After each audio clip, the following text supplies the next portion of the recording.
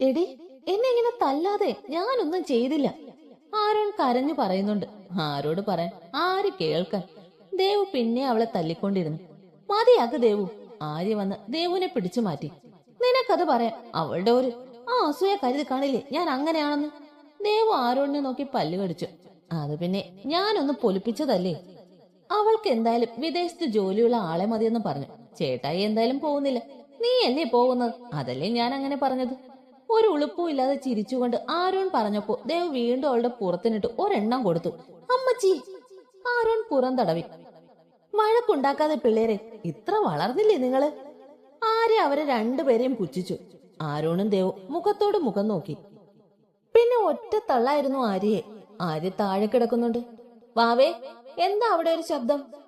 താഴെ നിന്നും ജയയുടെ ശബ്ദം കേട്ടു. അത് ആര്യയുടെ ഡ്രസ്സ് വീണതാണ് ഇച്ചാ, ദേവു വിളിച്ചു പറഞ്ഞു. ഡ്രസ്സ് വീഴുമ്പോ ഇത്രയും ശബ്ദമോ? അല്ല, ഡ്രസ്സിനകത്ത് ആര്യയും ഉണ്ടായിരുന്നു. അവളുടെ മറുപടി കേട്ട ജയ് അവന്റെ അടുത്തിരുന്ന അക്കുവിനെയും ചെറിയെ നോക്കി. അവര് രണ്ടും കൈമലർത്തി കാണിച്ചു. ഒരെണ്ണം പോലും വെളിവുള്ളതില്ലല്ലോ ഇവിടെ. അക്കു അവന്റെ മുഖത്ത് കൈവച്ചു. ആരോണും ദേവും ആര്യയും അവരുടെ യുദ്ധം കഴിഞ്ഞ് താഴേക്ക് ഇറങ്ങി വന്നു. നിങ്ങൾ മൂന്ന് നല്ല ശബ്ദമാണല്ലോ, ജെറി അവരോട് പറഞ്ഞു. ഞങ്ങള് മനുഷ്യന്മാരാണ്, ഞങ്ങൾക്ക് ശബ്ദമുണ്ട്. ശബ്ദമുള്ളത് അത് പുറത്തു വിടാനാണ്, അല്ലാതെ ഉള്ള ശബ്ദം പൂട്ടിവെച്ച് ശബ്ദമില്ലാതെ സംസാരിക്കാൻ ഞങ്ങൾക്കറിയില്ല. ഞങ്ങൾ ഞങ്ങളുടെ ശബ്ദത്തിൽ നല്ല പോലെ ശബ്ദം ഉണ്ടാക്കി ശബ്ദത്തോടെ സംസാരിക്കും. ആരോൺ ജെറി ഒന്ന് പുച്ഛിച്ച് അവരുടെ വാലുകളെയും കൂട്ടി പുറത്തേക്ക് ഇറങ്ങി. ആരാ ഇവിടെ പടക്കം പൊട്ടിച്ച് എന്ന പോലെ ജെറിയോ അക്കും ജെയോ ഇരുന്നു. ഓ, വല്ലാത്ത ശബ്ദമായി പോയി. ജെറി അവന്റെ തല കുടഞ്ഞു. നീ തന്നെ ചോദിച്ചു വാങ്ങിയതല്ലേ, നല്ല കാര്യം ഉണ്ടായിരുന്നു. ജയ് അവനെ നോക്കി. ഞാൻ ഇത്ര പ്രതീക്ഷിച്ചില്ല. ഓ, ഹൊറിബിൾ, വല്ലാത്ത സാധനം തന്നെ അത്. ജെറി പുറത്തു വെക്കുന്ന ആരോണിനെ നോക്കി പറഞ്ഞു. അവന്റെ ചുണ്ട് ചെറിയൊരു പുഞ്ചിരി വിരിഞ്ഞു. അത് അക്കുവും ജയും കാണുകയും ചെയ്തു. എന്താ മോനെ ജെറി, അവളെ അങ്ങ് പിടിച്ചെന്ന് തോന്നുന്നു, ഒരു ചിരിയൊക്കെ. അക്കു അവനോട് കണ്ണിറുക്കിക്കൊണ്ട് ചോദിച്ചപ്പോ ജെറി അവനെ നോക്കി കണ്ണു ചിമ്മി. ആഹാ, അപ്പൊ കാര്യത്തിലാണ് എന്ന് തുടങ്ങിയ അസുഖം. തുടങ്ങിയിട്ട് കുറച്ചായി, പക്ഷെ മെരുങ്ങി കിട്ടണം, അതൊരു ടാസ്ക് ആണ്. മെരുക്ക, നീ മുമ്പിലാണല്ലോ, ട്രൈ ചെയ്. അവള് നല്ല കുട്ടിയാണ്, നിന്റെ മമ്മിക്ക് ഇഷ്ടാവും. അക്കു അവനെ സപ്പോർട്ട് ചെയ്തു. മെരുക്കി എടുക്കാം. അക്കു, നീ ദേവുവിനെ മെരുക്കി എടുക്കാൻ ശ്രമിക്ക്, നിനക്കവള് നന്നായി ചേരും, അല്ലേ ജയ്?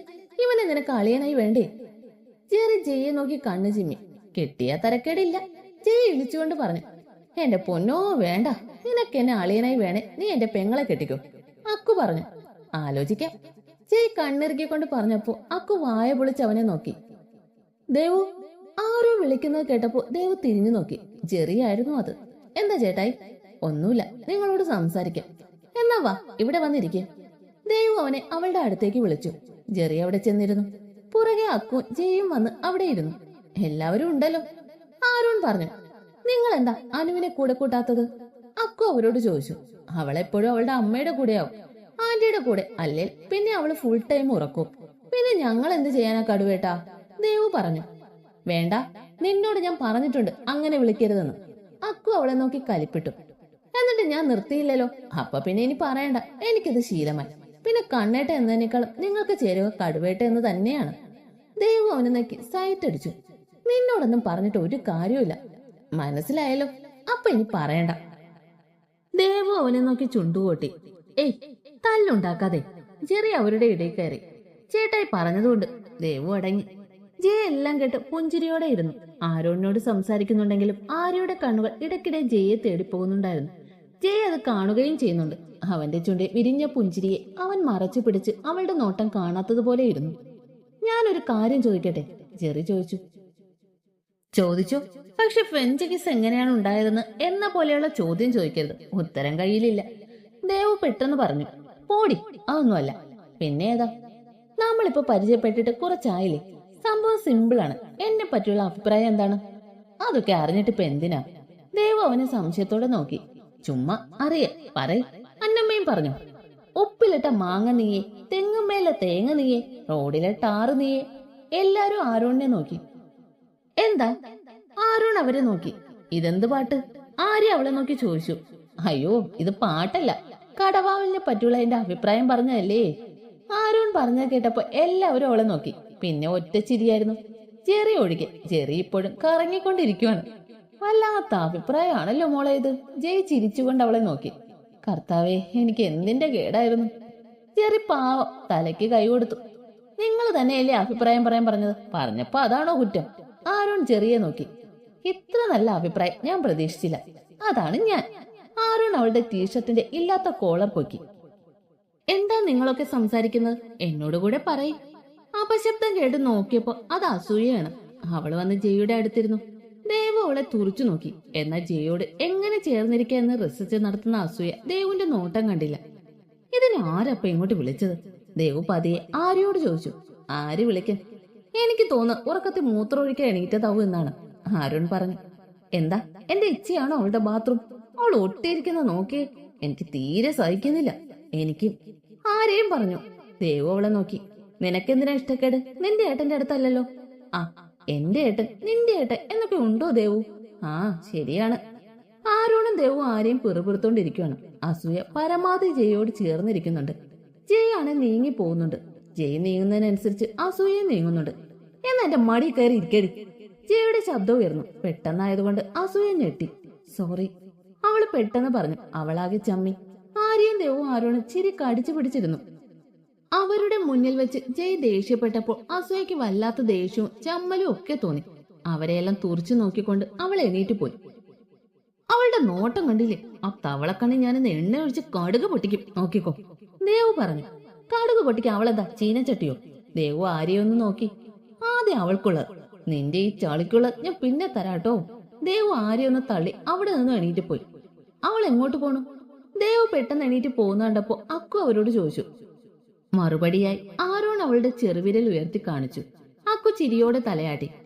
ദേവു അകത്തേക്ക് ചാടിത്തുള്ളി പോയപ്പോ എല്ലാവരും ഹാളിൽ ഇരിക്കുന്നുണ്ട്. അസൂയ അവളുടെ അമ്മയുടെ അടുത്തിരിക്കുന്നുണ്ട്. അവരൊക്കെ എവിടെ വാവേ? അവളെ കണ്ട സേതു ചോദിച്ചു. അവരൊക്കെ അവിടെ. ദേവു പുറത്തേക്ക് ചൂണ്ടിയതും ഒക്കെ കൂടെ അകത്തേക്ക് കയറി വന്നു. നിനക്കൊക്കെ ഒന്ന് അടങ്ങി ഒതുങ്ങി അകത്തേക്ക് കയറിക്കൂടെ? ജാനകി അവരെ നോക്കി കണ്ണുരുട്ടി. പിന്നെ പണ്ട് സ്കൂളിലെ അസംബ്ലിക്ക് പോലും നേരെ നടന്നിട്ടില്ല, എന്നിട്ടാണ് ഇപ്പോ. ആര്യ പറഞ്ഞു. ഏത് നേരത്താണോ ഇതിനെയൊക്കെ? ജാനകി സ്വയം പറഞ്ഞു. അച്ഛനോട് ചോദിക്ക്, എനിക്കിതിൽ പങ്കില്ലല്ലോ. ആര്യ വീണ്ടും പറഞ്ഞു. ആര്യ. വേണുവിന്റെ ശബ്ദം കേട്ടപ്പോ ആര്യ അടങ്ങി. അല്ല ഭാനു, നിങ്ങൾ എത്ര മാസത്തെ ലീവിനാണ് വന്നത്? സുനിത ഭാനുവിനോട് ചോദിച്ചു. ലീവോ? ഭാനു സംശയത്തോടെ അവരെ നോക്കി. ആ, നിങ്ങൾ ലീവ് എടുത്തിട്ടല്ലേ അമേരിക്കയിൽ നിന്നും വന്നത്? അപ്പൊ എന്നാണ് തിരിച്ചു പോകുന്നത് എന്നറിയാനാണ്. ഒരുപാട് ലീവുണ്ടോ? സുനിത വീണ്ടും ചോദിച്ചു. അയ്യോ സുനിത, ഞങ്ങൾ ഇനി തിരിച്ചു പോകുന്നില്ല. എല്ലാം അവസാനിപ്പിച്ചിട്ടാണ് വന്നത്. സേതുവേട്ടനും ജയ് ഇവിടുത്തെ ഹോസ്പിറ്റലിൽ ജോലിക്ക് പോയി തുടങ്ങി. ഭാനു ചിരിയോടെ പറഞ്ഞതും അമ്മയും മോളും വായ പൊളിച്ച് അവരെ നോക്കി. അസൂയ പാവം എന്തൊക്കെയായിരുന്നു. ജയ്യെ കെട്ടുന്നു, അമേരിക്കയിലേക്ക് പോകുന്നു, അമ്മയെ കൊണ്ടുപോകുന്നു, അമ്മയെ ഒരു സായിപ്പിനെ കൊണ്ട് കെട്ടിക്കുന്നു. അങ്ങനെ പടക്കക്കട ഉദാഹവ. അസൂയയുടെ അമ്മയുടെ എക്സ്പ്രഷൻ കണ്ട് ചിരി പൊട്ടി നിൽക്കുവാണ് മൂന്നെണ്ണം. എടി ആരി, അവൾ എന്റെ ഇച്ഛയെ ഈ നിമിഷം തേക്കും. ഇനി അവളായി, നീയായി, കടുവേട്ടനായി, നിങ്ങളുടെ പാടായി. ചിരി അടക്കിക്കൊണ്ട് ദേവു ആര്യോട് പറഞ്ഞു. എന്നാ അവളെ ഞാൻ റോക്കറ്റ് കയറ്റി ബഹിരാകാശത്തേക്ക് വിടും. അതിന് നിനക്ക് റോക്കറ്റ് പറത്ത അറിയാമോ? ആരോൺ വലിയ കാര്യത്തിൽ ചോദിച്ചു. നിന്റെ അപ്പന് നിന്നെ ഉണ്ടാക്കിയ സമയം വല്ല വാഴയും വെച്ചാൽ മതിയായിരുന്നു. ഉള്ള റബ്ബർ തന്നെ അങ്ങർക്ക് നോക്കാൻ വയ്യ, എന്നിട്ടാണ് ഇനി വാഴ. ഓ, മിണ്ടാതിരി, ദേവു അവരോട് പറഞ്ഞു. ഈ സാമൂതിരി നമ്പൂതിരി പോലത്തെ ആളാണോ ഈ മിണ്ടാതിരിയും? ആര്യ ദേവുവിനെ നോക്കി. അല്ലടി നിന്റെ. ഹോ, ഒരു മൂളക്കം മാത്രം. വിദേശിയാണല്ലോ. ആര്യ ഇളിച്ചുകൊണ്ട് ദേവുവിനെ നോക്കി. എനിക്ക് എന്തിന്റെ കേടായിരുന്നു? ദേവു കൂടുതലൊന്നും പറയാൻ നിൽക്കാതെ അസൂയയുടെ അമ്മയുടെ കിളി പോയ മുഖവും കണ്ടു നിന്നു. ശേ, ഇനി എന്ത് ചെയ്യും അമ്മേ? അവര് തിരിച്ചു പോകുന്നില്ലെന്ന് ഞാനാണ് എന്തോ ഒരു സ്വപ്നം കണ്ടതാണ്. അസൂയ നിരാശയോടെ പറഞ്ഞു. നീ പറഞ്ഞപ്പോ ഞാനും കുറെ ആഗ്രഹിച്ചു. ഇനിയിപ്പൊ പറഞ്ഞിട്ടെന്താ? ഇനി എന്ത് ചെയ്യും അമ്മേ? എന്ത് ചെയ്യാൻ? ജയ് അവൻ വെറും ഡോക്ടറല്ലേ. അവനെ വിട്. അക്കു, അവനെ തന്നെ വീണ്ടും നോക്കാം. അവനൊരു CEO ആണ്. കമ്പനി അവന്റെയാണ്. അവനെ കെട്ടിയ നിന്റെയും. ഡോക്ടറിനേക്കാളും നല്ലതല്ലേ CEO? അപ്പൊ എന്റെ വിദേശ സ്വപ്നം? അക്കുവിനെ കെട്ടിയ അവൻ ബിസിനസ് ട്രിപ്പ് വിദേശത്തേക്ക് പോവില്ലേ? അപ്പൊ നിനക്കും പോവാം. അപ്പൊ അമ്മയോ? ആദ്യം നിന്റെ കാര്യം, എന്നിട്ടല്ലേ എന്റെ. നീ അക്കുവിനെ നിന്റെ വരുതിയിലാക്കാൻ നോക്ക്. അമ്മ വളരെ നല്ല മോട്ടിവേഷനാണ് മകൾക്ക് നൽകുന്നത്. മകൾ നല്ല പോലെ മോട്ടിവേറ്റ് ആവുന്നുണ്ട്. ആഹാ, പൊന്നു മോളിനി കടുവേട്ടനെയാണല്ലോ നോട്ടമിട്ടിരിക്കുന്നത്. ദേവു ചിരിയോടെ ആര്യെ നോക്കി. സംഭവം അത് തന്നെ. അമ്മയുടെ മോളുടെ സംസാരം വീണ്ടും ഒളിഞ്ഞു കേട്ടു. എന്താ ദേവു പ്ലാൻ? അവൾ എവിടെ നിന്ന് ഓടിക്കാൻ? ആര്യ ആരോണും ദേവുവിനെ നോക്കി. ആലോചിക്കാം. നമുക്കൊരു തവളയെ കിട്ടുമോ? കുറച്ചു നേരം എന്തോ ആലോചിച്ചുകൊണ്ട് ആരോൺ ചോദിച്ചു. എന്തിനാ, ഫ്രൈ ആക്കാനാണോ? ആര്യ അവളെ നോക്കി. നിനക്ക് ഈ തീറ്റക്കാരൻ മാത്രമേ ഉള്ളൂ? ആരോൺ അവളെ നോക്കി പല്ല് കടിച്ചു. ഫുഡ് മുഖ്യം ബിഗിലേ. ഓ മിണ്ടാതിരിക്ക ആര്യ. ആരോൺ നീ പറ, എന്തിനാണിപ്പോ തവള? അപ്പം തിന്നാ മതി, കുഴി ഞാൻ എണ്ണിക്കോളാം. ആദ്യം നമുക്കൊരു തവളയെ പിടിക്കണം. തവള തന്നെ വേണോ? ചീവീട്, പാറ്റ, പല്ലി ഇതൊക്കെ ആയാലും പോരെ? മോളെ, അത് നല്ലൊരു തീരുമാനമാണ്. തവളപ്പണി നമുക്ക് തൽക്കാലം മാറ്റിവെക്കാം. ശേ, നീ മുത്താണ് ആര്യ മോളെ. ചീവിടിനെ കൊണ്ട് പണിയുണ്ട്. ആരോൺ തുള്ളിച്ചാടി. സത്യം പറയാ ആരോൺ, നിന്റെ ഉദ്ദേശം എന്താ? ദേവു ചോദിച്ചു. ഒന്നുമില്ല പെണ്ണെ, അവളുടെ ഉറക്കം കളയണം. പകല് മുഴുവൻ നല്ല ഉറക്കമല്ലേ, രാത്രി അവൾ ഉറങ്ങണ്ട. അതും ചീവീടും തമ്മിൽ എന്താ ബന്ധം? ഓ എന്റെ ദേവു, ചീവീടിന് ചെവി തുളഞ്ഞു കയറുന്ന ശബ്ദമാണ് അൺസൈക്കബിൾ. അതിനെ പിടിച്ച് അവള് കിടക്കുന്ന റൂമിലെ കട്ടിന്റെ അടിയിലോ ഷെൽഫിന്റെ താഴെയോ റൂമിന്റെ ഏതെങ്കിലും കോർണറിലോ വെച്ച് അത് പണിയെടുത്തോളും. അവളുടെ ഉറക്കവും പൊയ്ക്കോളും. അത് പൊളിക്കും. അസൂയോ ഉറക്കമില്ലാത്ത രാത്രികൾ. അരെ വാ, ഈ വിഷയത്തിൽ ഞാനൊരു കവിത എഴുതും, എന്റെ പൊട്ടക്കിണറ്റിലെ തവള പോലെ. ആര്യ പറഞ്ഞു. നീ എന്തു വേണോ ആദ്യം ചീവിടിനെ പിടിക്കാം. കമോ. ആരോൺ അവരെ രണ്ടിനെയും വലിച്ച് ചീവിടിനെ തിരഞ്ഞു നടന്നു. എന്റെ ആരോൺ, ഇത് നമ്മൾ ഒരുപാട് നേരമായില്ലേ നടക്കുന്നു, എന്നിട്ട് ഒറ്റ ഒന്നിനെ കിട്ടിയില്ലല്ലോ. എന്റെ കാലൊക്കെ കുഴഞ്ഞു തുടങ്ങി. ആര്യ ആരോണിന്റെ തോളിലൂടെ കൈയിട്ടു. ഇവിടെ ചീവിന് ഇത്ര ക്ഷാമാണോ? ഒന്നുമില്ലല്ലോ. ആരോൺ ആര്യയെ നോക്കി. നീ എന്തിനാ എന്നെ നോക്കുന്നത്? ഞാനാണോ ചീവിടിനെ പ്രസവിക്കുന്നത്? ഇനി അതിന്റെ കൂടെ കുറവേ ഉള്ളൂ, അല്ലേ തന്നെ കലവിലയാണ്. പൊടി, നീ എന്താ ദേവു നോക്കുന്നത്? ചുറ്റും നോക്കുന്ന ദേവുവിനോട് ആരോൺ ചോദിച്ചു. ഒന്നുമില്ല, പറഞ്ഞ സാധനം കിട്ടിയില്ലല്ലോ എന്ന് ആലോചിച്ചതാണ്. ഈ പ്ലാനും ഫ്ലോപ്പ് ആവുമോ? കാര്യനാക്കെടുത്ത് വളയ്ക്കാതെ പിശാചേ. അതെ, ഇവിടെ അമ്പലത്തിന് കുറച്ചപ്പുറത്ത് ഒരു കാവുണ്ട്, അവിടെ ഈ പറഞ്ഞ ചീവിടുണ്ട്. കമോൺ. പെട്ടെന്ന് ബോധം വന്ന ആര്യ ആരോണിനെയും ദേവുവിനെയും വലിച്ച് മുന്നോട്ട് നടന്നു. എന്നാ നിനക്ക് നേരത്തെ പറഞ്ഞുകൂടായിരുന്നു ആര്യ? അത് ഞാൻ ഇപ്പോഴാണ് ഓർത്തെ. ഓ, നീ ട്യൂബ് ലൈറ്റ് ആണെന്ന കാര്യം ഞങ്ങൾ ഓർക്കണമായിരുന്നു. എന്ത് പറഞ്ഞാല് ഇങ്ങനെ മഞ്ഞപ്പല്ല് മുഴുവൻ പുറത്ത് കാണിച്ചോണം. ആരോൺ അവളെ തറപ്പിച്ചു നോക്കി. ഞാൻ ഇന്ന് പല്ല് തേച്ചതാട്ടോ, എന്റെ പല്ല് മഞ്ഞയൊന്നും അല്ല. ആരെയും വിട്ടുകൊടുത്തില്ല. അതെ, നിങ്ങൾ വഴക്കൊന്ന് നിർത്താമോ? നേരെ ഇരുട്ടി തുടങ്ങി. ആ പറഞ്ഞ സൈറൻ സാധനത്തിനെ കണ്ടെത്തി വീട്ടിലേക്ക് പോവാൻ നോക്കാം. ഇച്ചയും പപ്പയും അമ്മയും ടെററാവും. ദേവു അവരുടെ ഇടയിൽ കയറി പറഞ്ഞു. ആര്യ ആരോണും അവളെ നോക്കി തലയാട്ടി. മൂന്നും കൂടി അമ്പലത്തിന്റെ അടുത്തുള്ള കാവിലേക്ക് പോയി. ദേവു ആദ്യമായിട്ടാണ് ഇങ്ങനെയുള്ള സ്ഥലങ്ങൾ കാണുന്നത്. അതുകൊണ്ട് തന്നെ അവള് ചുറ്റും കണ്ണോടിച്ചു. നേരെ ഇരുട്ടി തുടങ്ങിയത് കൊണ്ട് അവൾക്ക് ചെറിയൊരു പേടി തോന്നി. അവൾ ആര്യയുടെ കയ്യിൽ മുറുകെ പിടിച്ചു. ചുറ്റും നിശബ്ദതയായിരുന്നത് കൊണ്ട് ചീവിടെ കരയുന്ന ശബ്ദം വ്യക്തമായി അവർ കേട്ടിരുന്നു. ഇവിടെ ഒരുപാടുണ്ടല്ലോ, ആരോൺ പറഞ്ഞു. അതല്ലേ ഞാൻ നിങ്ങളെ ഇങ്ങോട്ട് കൊണ്ടുവന്നത്. അല്ല, എത്ര എണ്ണം വേണം? ഒരെണ്ണം ബെഡിനടിയിൽ, ഒരെണ്ണം ഷെൽഫിന്റെ താഴെ, പിന്നെ റൂമിലെ ഏതെങ്കിലും ഒരു കോർണറിൽ. അപ്പൊ 3 എണ്ണം അല്ലേ? അല്ല, എങ്ങനെ പിടിക്കും? അതിനല്ലേ മോളെ ചേച്ചി കുപ്പിയെടുത്തത്. ഇതുകൊണ്ട് എങ്ങനെ? ദേവു അവളുടെ സംശയം ചോദിച്ചു. അല്ലെങ്കിലും സംശയങ്ങളൊന്നും നല്ലതാണ് ദേവു. Silly girls. ആരോൺ അവരെ നോക്കി പുച്ഛിച്ചുകൊണ്ട് ചീവിടിന്റെ ശബ്ദം കേട്ടിടത്തേക്ക് നടന്നു. ഒന്ന് പയ്യ അലറിന്റെ ചീവിടെയോ മനുഷ്യന്റെ ചെവി പൊട്ടുന്നു. ചീവിടിനോട് പെറുപെറുത്ത് അവൾ അതിനെ പിടിച്ചു. കുറച്ച് കഷ്ടപ്പെട്ടിട്ടാണേലും 3 എണ്ണത്തിനെ പിടിച്ചു കുപ്പിയിലാക്കി. അപ്പൊ പോവാം, സാധനം റെഡി. ആരോൺ അവരുടെ അടുത്തേക്ക് വന്നു. അയ്യോ, ഇന്ന് ആസുവയുടെ ചെവി അടിച്ചു പോകും. നാളെ അവൾക്ക് ചെവി കേൾക്കില്ല. അപ്പൊ അവളെ വായി തോന്നിയത് മൊത്തം വിളിക്കാം. ഹായ് ഹായ് ഹയമാ. അങ്ങനെ സന്തോഷം കൊണ്ട് ആര്യയുടെ ഭ്രാന്ത് മൂത്തിരിക്കുകയാണ്. എടാ, അവളുടെ അമ്മയും കൂടെ ഉള്ളതല്ലേ മുറി, ഇത് വേണോ? ദേവു ഒന്ന് ആലോചിച്ചുകൊണ്ട് അവരോട് ചോദിച്ചു. ദേവു ചോദിച്ചത് കേട്ട് വേഗം ആര്യ ദേവുവിന്റെ തലയിലും പുറത്തൊക്കെ തൊട്ടു നോക്കി. നീ എന്താ നോക്കുന്നത്? ദേവു അവളോട് ചോദിച്ചു. അല്ല, ഞാൻ നിന്റെ തല വല്ലയിടത്ത് ഇടിച്ചോ അതോ ഞങ്ങൾ കാണാതെ നീ എവിടെയും വീണോന്ന് നോക്കിയതാണ്. എന്നാടി നീ ഇത്ര നല്ലവളായത്? ആര്യ പല്ല് കടിച്ച് നോക്കിയപ്പോ ദേവു നന്നായൊന്ന് വിളിച്ചു. എന്റെ പൊന്നു ദേവു, അവളുടെ അമ്മയാണ് അവളെ കേടുവരുത്തുന്നത്. ഒരാളെ കിട്ടിയില്ലെങ്കിൽ മറ്റേയാളെ നോക്കാൻ ഏതെങ്കിലും അമ്മമാര് മക്കളോട് പറയുമോ ഇങ്ങനെ? വെറുതെ ആ പെണ്ണിന്റെ മനസ്സിലേക്ക് ആവശ്യമില്ലാത്ത കാര്യങ്ങളൊക്കെ കുത്തിക്കയറ്റി അവളെ ഇങ്ങനെയാക്കുന്ന അവളുടെ അമ്മയാണ്. അപ്പൊ അമ്മയ്ക്ക് ഈ പണി കൊടുക്കാം. ഇതൊക്കെ ചെറുതല്ലേ? അവരുടെ സ്വഭാവത്തിനും മനസ്സിലിരിപ്പിന് ഇതൊന്നും അല്ല വേണ്ടത്. ആരോൺ ദേവുവിനോട് പറഞ്ഞു. ശരിയാണ്, സോറി, നേരത്തെ അങ്ങനെ പറഞ്ഞതിന്. ഓ, അവളുടെ ഒരു കോറി. ഒന്ന് പോയടി, വാ വീട്ടിലേക്ക് പോവാം. ലേറ്റ് ആയാ പിന്നെ അവിടെ ഭരണിപ്പാട്ട് തുടങ്ങും. എന്റെ ഏട്ടായോണ്ട് പറയുമല്ല, നല്ല അക്ഷരസ്ഫുടതയാണ്. ആര്യ ഇളിച്ചുകൊണ്ട് പറഞ്ഞു.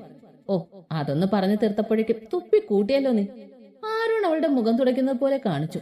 ആര്യയുടെ മുഖം കണ്ട് ദേവു ചിരിച്ചു. ആരോണിനെ നോക്കി പല്ല് കടിച്ച് ചാടത്തുള്ളി ആര്യ മുന്നിൽ നടന്നു. അവളുടെ പുറകെ ചിരിച്ചുകൊണ്ട് ദേവും ആരോണും നടന്നു. നിങ്ങൾ എവിടെ പോയതാണ്?